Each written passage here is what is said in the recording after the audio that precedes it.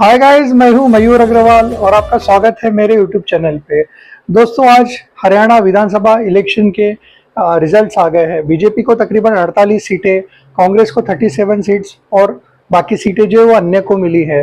तो दोस्तों, यहाँ क्लियर दिख रहा है कि हरियाणा विधानसभा 2024 के इलेक्शन में बीजेपी को क्लियर मेजोरिटी मिली है और शायद नायब सिंह सैनी ही मुख्यमंत्री के तौर पे कंटिन्यू करेंगे। लेकिन दोस्तों, आज से बात हरियाणा विधानसभा चुनाव की नहीं है। दोस्तों, इस हरियाणा विधानसभा चुनाव हमारी देश की सुरक्षा एजेंसियां और भाजपा जो केंद्रीय नेतृत्व है, इसके लिए दोस्तों एक बहुत बड़ी राहत की सांस उनको मिली है। अब दोस्तों, आप सोचेंगे कि एक हरियाणा स्टेट जिसकी 10 लोकसभा और 90 विधानसभा सीट है, एक छोटा सा राज्य है, तो इसका सुरक्षा से क्या लेना देना है, क्यों ये इतना मैटर करता है। दोस्तों, इस बार के हरियाणा के इलेक्शन हमेशा की तरह नहीं थे। दोस्तों, इस बार के हरियाणा के इलेक्शन ये सबसे ज़्यादा इम्पोर्टेंट और क्रिटिकल थे देश की सुरक्षा के लिए और देश में जो स्थिरता है, देश में सिविल वॉर ना हो, इसके लिए। दोस्तों, मैं आपको बता दूं कि देश की जो राजधानी दिल्ली है वो तकरीबन 75% 3 साइड से हरियाणा से घिरी है और एक साइड जो है वो उत्तर प्रदेश से घिरी हुई है। दोस्तों, अभी आपने पिछले कुछ सालों में देखा होगा कि 2019 में जब मोदी जी की सरकार फिर से आई है, तो उन्होंने आते से ही अपने जो भी कोर इश्यूज थे उसके ऊपर एड्रेस करना चालू किया सुप्रीम कोर्ट के द्वारा। दोस्तों, सुप्रीम कोर्ट के द्वारा सबसे पहले जो है 5 अगस्त को आर्टिकल 370 हटा दी जाती है। उसके 3 से 4 महीने के बाद ही राम मंदिर का फैसला भी आ जाता है। उसके दोस्तों 1 महीने के अंदर ही गृह मंत्री अमित शाह सीएबी का कानून लेके आते हैं और दोस्तों, जैसे ही सीएबी का कानून आता है तो हम देखते हैं कि जो भी इसके विरोध में है वो दिल्ली में शाहीन बाग को घेर लेते हैं। वहाँ पे जो है काफ़ी महीनों तक प्रदर्शन चलते हैं। उस पे ऊपर केंद्रीय नेतृत्व कुछ नहीं करता है। अब चूंकि यहाँ पे दिल्ली में आम आदमी पार्टी की गवर्नमेंट होती है और सबको राजनीति करनी है, तो वो खुल के उनका सपोर्ट करते हैं उस प्रोटेस्ट का। और यहाँ पे दोस्तों दिल्ली सरकार, दिल्ली पुलिस जो है वो तो गृह मंत्री के अंडर आती है। अब चूंकि इलेक्शंस आने वाले थे तो उन्होंने भी कुछ नहीं किया। आखिर में दोस्तों ऐसा हुआ कि ये प्रोटेस्ट के चलते 2020 में दिल्ली में दंगे हुए और बहुत सारे लोगों को अपनी जान गंवानी पड़ी और बहुत ज़्यादा नुकसान भी हुआ। उसके दोस्तों कुछ समय के बाद देखेंगे तो ये जो लॉबी थी, जो प्रोटेस्ट करने वाली, धरना देने वाली, उनको एक चीज़ समझ में आ गई कि मोदी को अगर हटाना है तो इलेक्शंस में पॉसिबल नहीं है, कुछ ना कुछ बड़ा करना पड़ेगा। देश में सिविल वॉर जो है वो छिड़वानी पड़ेगी या कुछ ना कुछ ऐसा हो कि जो लोग हैं बहुत ज़्यादा गुस्सा होकर, फ्रस्ट्रेट होकर मोदी को हटा दे। तो दोस्तों, इसके लिए सबसे बेस्ट तरीका दिखता है वो है सिविल वॉर। जैसे कि दोस्तों हम देख रहे हैं, अभी बांग्लादेश हो, पिछले साल श्रीलंका हो या और भी बाकी देशों में, अभी जहाँ जहाँ रिजीम चेंज करनी है वहाँ पे आपको सिविल वॉर देखने को मिलेगा। यहाँ तक कि दोस्तों 2020 के इलेक्शन में तो हमने अमेरिका में भी वो देखा है कि कैसे उस कैपिटल हिल को जो है अनार्किस्ट लोगों ने घेर लिया था, जैसे ही वो ट्रम्प और बाइडेन की इलेक्शंस चल रहे थे। तो दोस्तों, सिविल वॉर ही इन कम्युनिस्ट लोगों को या इन लिबरल्स को एक तरीका दिखता है कि जहाँ से इलेक्टेड गवर्नमेंट को जो है हटाया जा सकता है। तो अब दोस्तों आप कहोगे कि इसका जो है सुरक्षा से क्या लेना देना है, तो आइए दोस्तों मैं आपको बहुत ही अच्छी तरीके से और बहुत ही डिटेल में समझाता हूँ। सबसे पहले आपको दोस्तों जियोग्राफी समझनी होगी। दोस्तों, देश की जो राजधानी दिल्ली है वो हरियाणा है, हरियाणा के ऊपर पंजाब है और उसके ऊपर दोस्तों जम्मू कश्मीर का रास्ता है। तो दोस्तों आपको पता होगा कि पिछले कुछ समय से हमारी सुरक्षा एजेंसियों ने, हमारी जो आर्मी है, उन्होंने जम्मू कश्मीर की जो बॉर्डर है वहाँ से जो पाकिस्तान आईएसआई से इन्फिल्ट्रेशन होती थी उसको ऑलमोस्ट न्यूट्रलाइज कर दिया है। अब वहाँ से इन्फिल्ट्रेशन होती भी है तो वो मुठभेड़ वही खत्म हो जाती है। वहाँ से कोई आतंकवादी देश के अंदर आने की जो है उसकी हिम्मत नहीं हो पाती, वो पहले उसको खत्म कर दिया जाता है।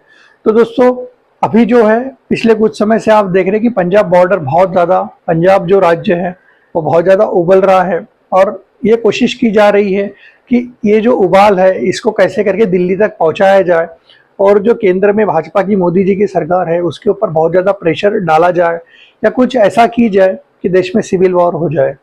दोस्तों, पंजाब बहुत ज़्यादा उबल रहा है क्योंकि ऑलरेडी एक खालिस्तान का जो मुद्दा है उसको काफ़ी हवा दी जा रही है। अब दोस्तों रिसेंटली एक फार्मर प्रोटेस्ट का भी मुद्दा चला है एमएसपी के मुद्दे पे। अब दोस्तों ये कोई मुद्दा था नहीं, सारी पार्टियों ने मिलकर इसको सहमति दे दी थी जब ये संसद में कानून आया। लेकिन दोस्तों कुछ समय के बाद में कुछ लोग इसके ऊपर ही राजनीति करने लगे जिन्होंने इसको समर्थन दिया था। तो दोस्तों सबसे पहले तो जब फार्मर प्रोटेस्ट पार्ट 1 हुआ था दोस्तों, उस वक्त केंद्र की सरकार ने कुछ नहीं किया, उन्हें लगा कि ये एक प्रोटेस्ट है। तो दोस्तों कुछ समय धरना देने के बाद जो किसान थे वो अपने ट्रैक्टर और ट्रॉली लेके दिल्ली तक पहुंच गए और दोस्तों 26 जनवरी के दिन उन्होंने लाल किले पे चढ़ाई कर दी, तिरंगे झंडे को फेंक दिया और दोस्तों बहुत ज़्यादा वहाँ पे जो है हंगामा हुआ। अब चूंकि फार्मर्स का जो मुद्दा होता है वो बहुत ही सेंसिटिव होता है, कोई भी राजनेता हो या कोई भी इसके ऊपर सख्त कार्रवाई नहीं करना चाहता क्योंकि उससे उनको एक पॉलिटिकल नुकसान हो सकता है। तो जो पुलिस थी, जो सुरक्षा के जो कर्मी थे हमारे, उनको बता दिया गया था कि कुछ भी हो जाए आप फार्मर के ऊपर गोली नहीं चलाएंगे या आप लाठी नहीं चलाएंगे। तो उस दौरान दोस्तों उनके पास अपना डिफेंस करने के अलावा कोई चारा नहीं था और उस दौरान दोस्तों कई जो पुलिसकर्मी हैं उनको जख्मी हो गए, कई मर भी गए थे। लेकिन दोस्तों इस बार जब पार्ट 1 में बीजेपी गवर्नमेंट को समझ में आया, उनको अपनी एक गलती समझ में आई कि किसी भी धरने को जो है वो दिल्ली तक मत पहुंचने दो। अगर दिल्ली तक कोई धरना अगर पहुंचता है तो उसको इग्नोर करना प्रधानमंत्री के लिए, और वहाँ पे जो है बाकी विपक्षी पार्टी जो घिल डालने का काम करेगी, जो अनार्किस्ट लोग हैं, जो एंटी सोशल एलिमेंट है, जो विदेशी ताकतें हैं, वो भी इसका जो है फायदा लेने की कोशिश करते हैं। तो दोस्तों जब 2024 के स्टार्ट में किसान आंदोलन पार्ट 2 शुरू हुआ तो पंजाब से दोस्तों जब किसान अपने ट्रैक्टर ट्रॉली लेके निकले वहाँ के लिए, तो पंजाब के जो मुख्यमंत्री भगवंत मान है, पंजाब की आम आदमी पार्टी की गवर्नमेंट है, उन्होंने उसको सुलझाने के लिए, उसको रोकने के लिए कुछ नहीं किया, उल्टा उन्होंने उसका सहयोग किया और उस आंदोलन को और ज्यादा भड़काने की कोशिश करी। अब दोस्तों आपको पता है कि दिल्ली में आम आदमी पार्टी की गवर्नमेंट है, पंजाब में भी आम आदमी पार्टी की गवर्नमेंट है। तो दोस्तों किसान आंदोलन पार्ट 2 के दौरान जब वो किसान आ रहे थे तो दोस्तों बीजेपी की हरियाणा गवर्नमेंट ने उनको पंजाब और हरियाणा के शंभू बॉर्डर पे रोक दिया। वहाँ पे दोस्तों बहुत ज़्यादा मुठभेड़ भी हुई और वहाँ पे बहुत ज़्यादा कुछ हुआ, लेकिन उनको कुछ भी करके आगे नहीं बढ़ने दिया गया। इस वजह से दोस्तों एक समय के बाद में जो किसान आंदोलन पार्ट 2 था, उसकी जो न्यूज़ है या उसका जो उबाल था वो धीरे धीरे दोस्तों कम होने लगा।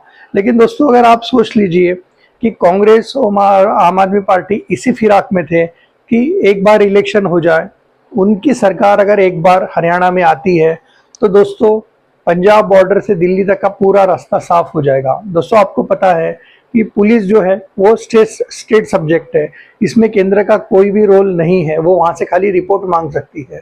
तो जो राज्य का मुख्यमंत्री है वो किस पर क्या कार्रवाई करनी है, क्या नहीं करनी है, कौन सा केस क्या करना है, ये स्टेट की पुलिस और मुख्यमंत्री ही डिसाइड करते हैं। तो दोस्तों अगर आप सोचो कि अगर हरियाणा जो है वो कांग्रेस जीत जाती, और आपको दोस्तों पता होगा कि हम पंजाब को लग के पाकिस्तान बॉर्डर है, और दोस्तों अगर बीजेपी यहाँ नहीं जीतती तो दोस्तों पाकिस्तान से दिल्ली तक का जो पूरा रास्ता है जिसको जीटी रोड कहते हैं, ग्रैंड ट्रंक रोड, NH1 भी कहते हैं, तो दोस्तों ये पूरी तरीके से साफ हो जाता और आने वाले समय में जो है ये केंद्र की बीजेपी की सरकार और सुरक्षा एजेंसियों के लिए नाक में दम कर दिया होता। दोस्तों सरकार चाहे किसी की भी हो, लेकिन इसका खामियाजा जो है वो हमारे जो सुरक्षा एजेंसी है, उनके जो कर्मचारी हैं जो अपनी जान की बाजी लगाते हैं, कभी कभी तो उनको अपनी जान भी देनी पड़ती है दोस्तों, उनको वो भुगतना पड़ता है। सरकारें तो 4-5 साल में आती है, 5 साल में चली जाती है, लेकिन जो वर्क उन्होंने दोस्तों पास्ट में किया होता है सुरक्षा एजेंसियों ने, सरकार बदलने से उनके ऑपरेशन या तो बंद कर दिए जाते हैं या दोस्तों ऐसा होता है कि वो उसकी सारी इंफॉर्मेशन दुश्मन के पास पहुंच जाती है। तो दोस्तों ये सुरक्षा एजेंसी के लिए, NSA अजीत डोभाल के लिए, प्रधानमंत्री मोदी के लिए ये बहुत बड़ी राहत की बात है कि आज हरियाणा में जो है बीजेपी अपनी सरकार बना रही है पूर्ण बहुमत के साथ। कम से कम आने वाले अगले 4 से 5 साल उनको इसके लिए चिंता करने की जरूरत नहीं है। हो सकता है 2027 में पंजाब का इलेक्शन हो, तब किसानों का मुद्दा और उठेगा, लेकिन दोस्तों आज जो है, आज बीजेपी और सुरक्षा एजेंसी जो है वो चैन की नींद सो सकते हैं। अगर आज बीजेपी गवर्नमेंट यहाँ पे लूज कर जाती, हार जाती, तो दोस्तों ये सुरक्षा के मुद्दे से एक बहुत ही बड़ा पॉइंट होता और सुरक्षा एजेंसी या पता नहीं अब इसके बारे में वो कैसे इसको टैकल करती। तो दोस्तों आई होप कि आपको मेरा एनालिसिस अच्छा लगा होगा। अगर आप मेरे और भी बाकी वीडियो देखना चाहते हो तो दोस्तों मैं आपसे रिक्वेस्ट करता हूँ कि मेरी हर वीडियो को लाइक शेयर सब्सक्राइब ज़रूर करिए, मेरे चैनल को सब्सक्राइब करिए और बेल आइकन की घंटी ज़रूर दबाएं, ताकि जब भी मैं वीडियो अपलोड करूँ या जब भी मैं कोई किसी चीज़ पे बात करूँ तो दोस्तों इसका इमीडिएट नोटिफिकेशन आपको आ जाए। Thank you very much.